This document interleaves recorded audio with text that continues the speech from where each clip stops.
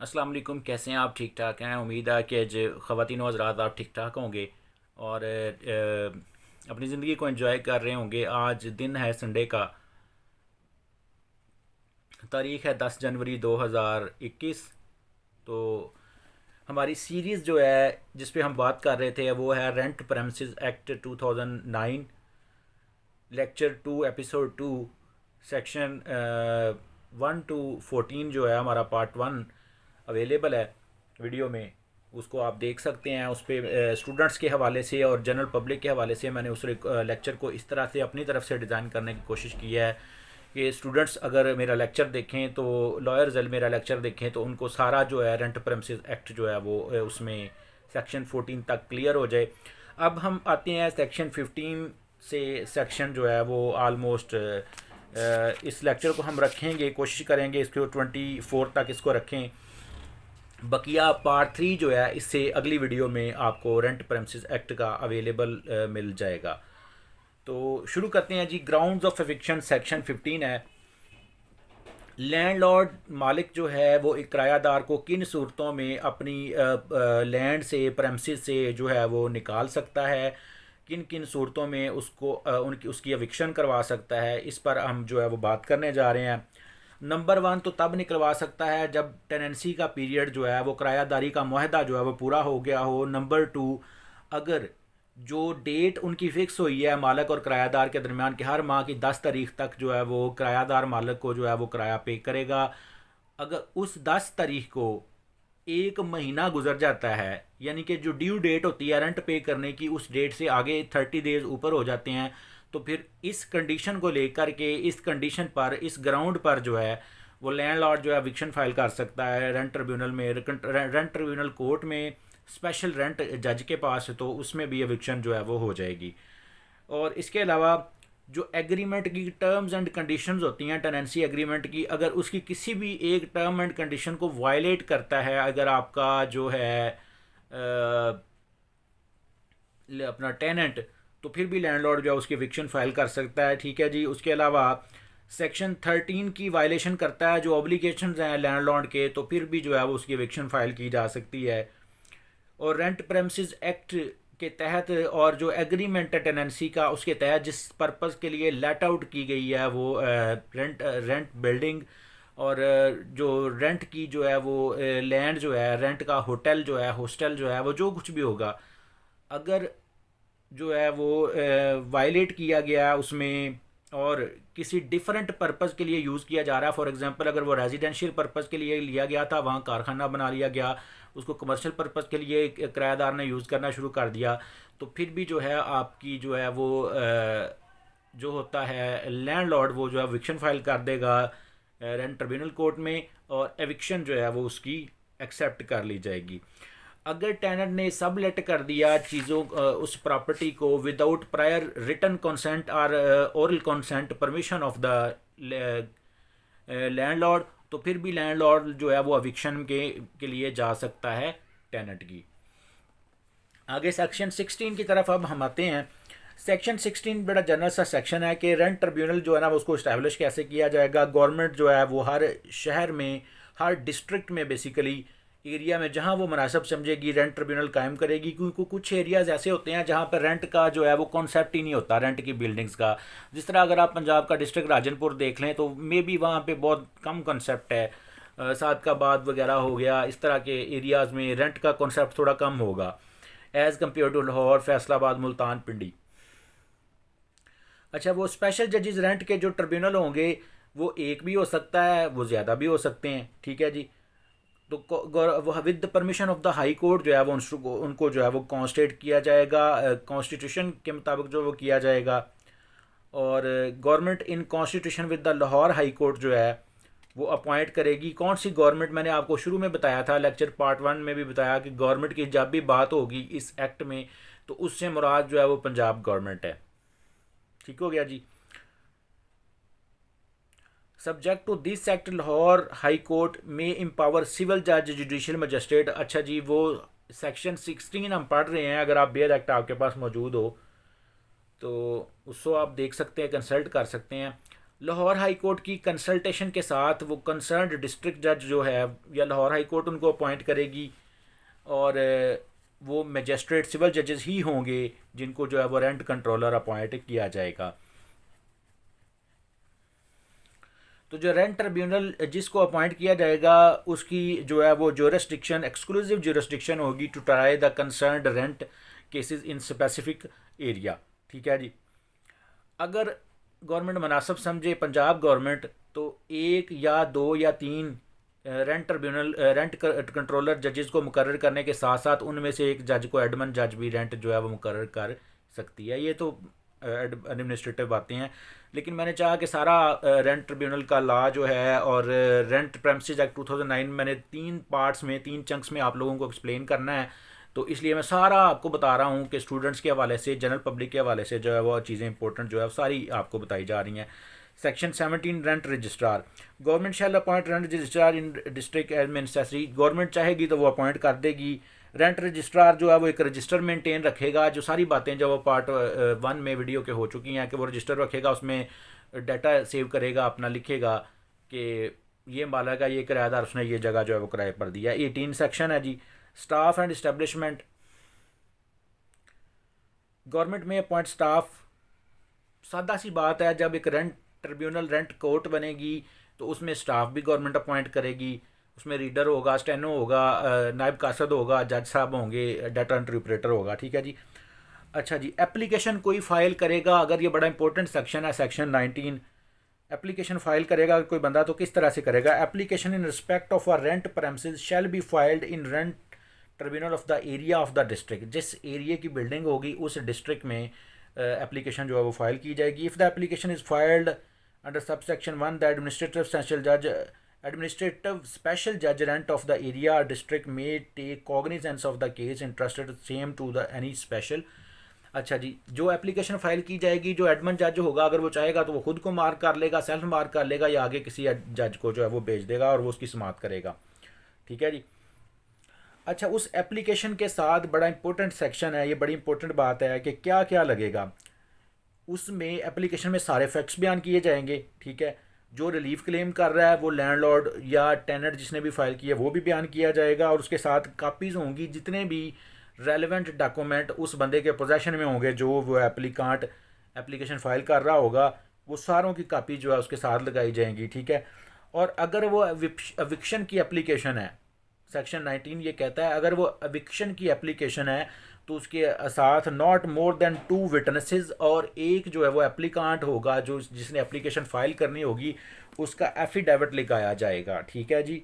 Affidavit किस हवाले से होगा कि जो फैक्ट्स आप नरेट कर रहे हैं अपनी स्टेटमेंट में, जो प्लेंट में आप जो एप्लीकेशन में कर रहे हैं, प्लेंट तो खैर नहीं आप उसको कह सकते, वो एप्लीकेशन का वर्ड यूज़ किया गया, स्पेशल लॉ है ये rent tribunal rent premises act जो है, तो उसमें सारे फैक्ट जो हैं उनसे रेलिवेंट ही उसी का एक एफिडेविट बनाया जाएगा।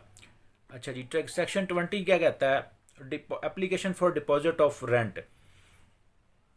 Notwithstanding anything contained in this act, if a landlord refuses to accept the rent, the tenant may file an application to the rent। अगर कोई मालिक रेंट वसूल करने से इनकार कर दे तो फिर किरायादार रेंट की एप्लीकेशन जो है रेंट ट्रिब्यूनल के पास फाइल करेगा, और रेंट ट्रिब्यूनल जो है without prejudice to the rights of the landlord allow the tenant to deposit. किसी भी बगैर किसी वजह के, बगैर किसी देर के जो है वो रेंट ट्रिब्यूनल जो है वो अलाउ कर देगा किरायादार को कि वो रेंट जो है वो 32A के चलान फार्म पर स्टेट बैंक में या पंजाब बैंक में जहाँ वो मुनासिब, बल्कि पंजाब बैंक होगा, स्टेट बैंक में तो नहीं होगा, वो पंजाब बैंक में जो है वो जमा करवाना शुरू कर देगा। द रेंट ट्रिब्यूनल, क्योंकि ये जो सेक्शन है, सॉरी जो लॉ हम पढ़ रहे हैं ये पंजाब गवर्नमेंट के अंडर आता है, पंजाब के लिए हम पढ़ रहे हैं रेंट प्रेमिसेस एक्ट, तो स्टेट बैंक में ये नहीं होगा। रेंट ट्रिब्यूनल अदर सर्कमस्टांसेस में कोर्ट ऑर्डर भी कर सकती है, जहाँ पे भी कोर्ट ऑर्डर करेगी वहाँ पे आपने उसको डिपॉजिट करवाना है, किसी भी बैंक में कर सकते हैं, लेकिन नॉर्मली ये इन्हीं दोनों बैंकों में होता है जो मैंने आपको नाम बताए हैं, स्टेट बैंक और Punjab bank. Rent tribunal shall inform the landlord of the deposit. उसके बाद रेंट ट्रिब्यूनल जो है वो मालिक को बताएगा कि रेंट जो है ना इस जगह पे तुम्हारा डिपॉजिट हुआ है, उसकी ये रसीदात हैं, और ऑर्डर भी कर देगा रेंट ट्रिब्यूनल जज साहब जो हैं, अगर के तुमने निकलवाना है तो तुम निकलवा सकते हो। अब ये जो सेक्शन 21 है इसको बड़े सुकून से हम जो है वो पढ़ेंगे, बड़ा इम्पोर्टेंट है और प्रोसीजर के हवाले से जान है इस एक्ट की। Appearance of the parties and consequences of non appearance. ठीक है जी।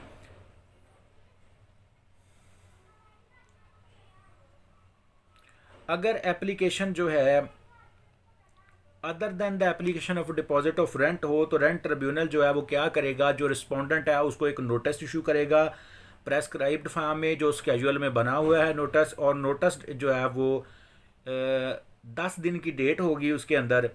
प्रोसेस सर्वर जो है उसको लेके जाएगा, रजिस्टर्ड पोस्ट के ज़रिए भी भेजा जाएगा। ठीक है, तो उस नोटिस के साथ प्लेंट की कापी और ऑल रेलिवेंट डॉक्यूमेंट्स जितने भी होंगे उन सारों की कापी लगाई जाएगी। ये सब सेक्शन 2 कह रहा है सेक्शन 21 का। सब सेक्शन 3 क्या कहता है कि अगर रिस्पोंडेंट जो है वो फेल हो जाए, जो डेट है 10 दिन की उसके अंदर कोर्ट में आने में या उस डेट पे कोर्ट में आने में, मोस्टली डेट पे कोर्ट में आने में, तो फिर क्या होगा। अगर कोर्ट समझे कि नोटिस प्रॉपरली सर्व नहीं हुआ या विलफुली अवॉइड कर रहा है रिस्पोंडेंट इस बात को कि नोटिस सर्व ना हो सके, तो फिर जो है रेंट ट्रिब्यूनल डायरेक्ट करेगा कि नोटिस जो है वो on the conspicuous part of the residence of the जो किरायादार है उसकी रहायश के बाहर चश्मा कर दिया जाएगा नोटिस दरवाजे के ऊपर, ताकि वो पढ़ ले और उसकी तस्वीर बना के मोस्टली फ़ाइल में प्रोसेस सर्वर जो है वो लगा भी देते होते हैं, जज साहब को भी दे जाते हैं। मोबाइल से तस्वीर, आजकल डिजिटल मीडिया का दौर है, मोबाइल से तस्वीर बन जाएगी, तस्वीर जो है वो लग जाएगी फ़ाइल में, कोर्ट की फ़ाइल में। ठीक है जी। उसके अलावा कोर्ट अगर चाहे तो अखबार का इश्तिहार करवा सकती है, मीडिया पे भी चलवा सकती है। कोई और मोड अगर चाहे सर्विस ऑफ समन का या सर्विस करवाने का, उसको इतला देने का जो है रेंट ट्रिब्यूनल, उसको फ़ोन भी किया जा सकता है, व्हाट्सएप पे भी करवाया जा सकता है सर्व। बहुत सारे तरीके हैं। इस पर साइटेशन हैं लाहौर हाई कोर्ट की, व्हाट्सएप पे भी जो है वो स्टेटस जो तमील करवाई जा सकती है। लेकिन इसके बारे में अब हम बहुत ज़्यादा पता नहीं किस बंदे ने सीन किया आगे से मैसेज, अगर रिप्लाई ना आया तो इसके बारे में खैर ये एक प्रोसीजर है, डिफरेंट साइटेशन जो है वो इस पर अवेलेबल है। Notice has been serve the rent tribunal. अगर रेंट ट्रिब्यूनल समझेगा कि नोटिस सर्व हो चुका है तो एक्स पार्टी प्रोसीड कर देगा केस को। ठीक है, उसके बाद शहादत कॉल कर लेगा।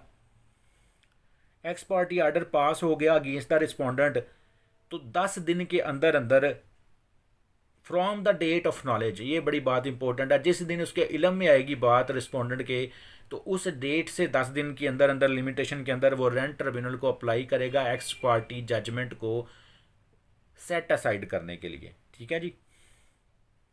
और along with application of leave to contest, along with application of leave to contest, जो मनसूखी की दरख्वास्त देगा सेट असाइड करने की एक्स पार्टी आर्डर को, उसके साथ अपनी रिटर्न स्टेटमेंट भी दे देगा, उसको लीव टू कंटेस्ट बोला जाता है। इसमें सेक्शन 21 का सब क्लास 5 क्या कहती है, अगर रिस्पोंडेंट सफिशेंट काज शो करेगा रेंट ट्रिब्यूनल को, तो रेंट ट्रिब्यूनल जो है उसके पास इख्तियार है, उसकी डिस्क्रिशन है कि वो जो है उसको एक्स पार्टी आर्डर को सेट असाइड कर देगा रेंट ट्रिब्यूनल।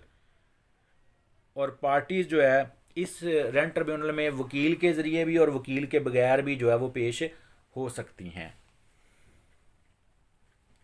लेकिन अगर जो तमील होने के बाद भी जो डेट फिक्स की गई है उस डेट पे भी अगर जो है वो बंदा नहीं आता रिस्पोंडेंट, तो फिर दावा जो है वो जो एप्लीकेशन है रेंट ट्रिब्यूनल के पास वो जो है वो डिक्री हो जाएगी और फैसला हो जाएगा। लेकिन अगर एप्लीकांट नहीं आता तो वो एप्लीकेशन जो है वो डिसमिस हो जाएगी। लेकिन अगर उस एप्लीकांट के ना आने की वजह से एप्लीकेशन डिसमिस हुई हो तो क्या होगा, 30 दिन का उसके पास टाइम होगा, जिसको हम डिसमिस इन डिफ़ॉल्ट कहते हैं। वो रेंट ट्रिब्यूनल को रीस्टोर करने के लिए एप्लीकेशन देगा, तो 30 दिन के अंदर अंदर with discretion of the rent जज जो है वो उसको रीस्टोर भी किया जा सकता है। अच्छा जी, सेक्शन 22 है आगे, leave to contest. Rent tribunal shall not allow the respondent to defend the application. Rent tribunal कभी भी डिफेंडेंट को इस बात के लिए अलाउ नहीं करेगा, अगर तो लीव टू कंटेस्ट उसको दी गई है तो फिर ही वो अपना डिफेंस कर सकेगा, नहीं तो डिफेंस नहीं कर सकेगा।